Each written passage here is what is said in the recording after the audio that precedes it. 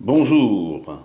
Pour vous distraire un petit peu en ces périodes difficiles où de courageux compatriotes font tout pour nous aider, je voulais vous expliquer pourquoi il fut un temps où mon surnom était le merle siffleur du 5e étage sans ascenseur. Alors merle siffleur tout d'abord, tout simplement parce que je considère que le sifflet est un élément indispensable pour la pratique de notre passion, la vapeur.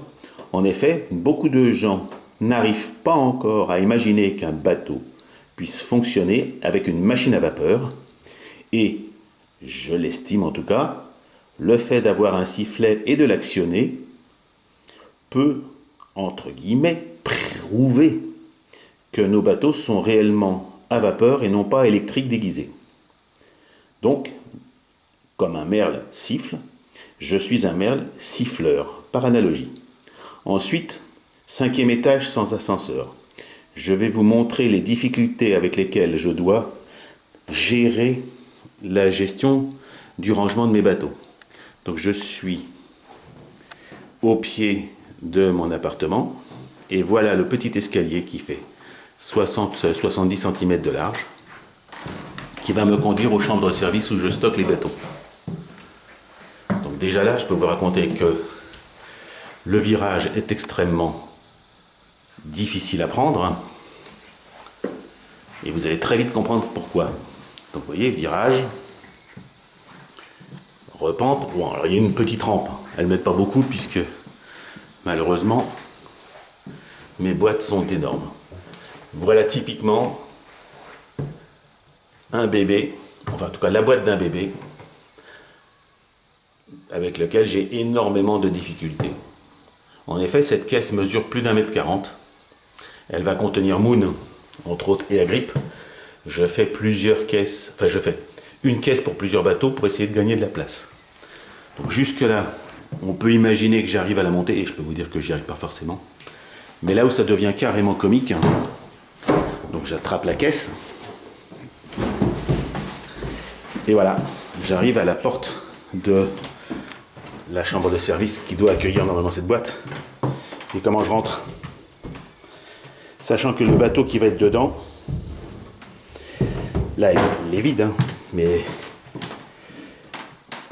le bateau qui rentre dedans, les bateaux qui rentrent dedans dépassent largement les 20 kg. J'ai pas le choix, je dois me contorsionner pour lever le bébé. Donc il va falloir que je cale en plus parce que je n'ai pas encore testé cette caisse, c'est la dernière que j'ai construite, pour essayer de la faire passer dans la porte. C'est quasiment la taille. Donc je vous laisse deviner. Vous voyez, je vous fais la taille de la boîte par rapport à la taille de la porte.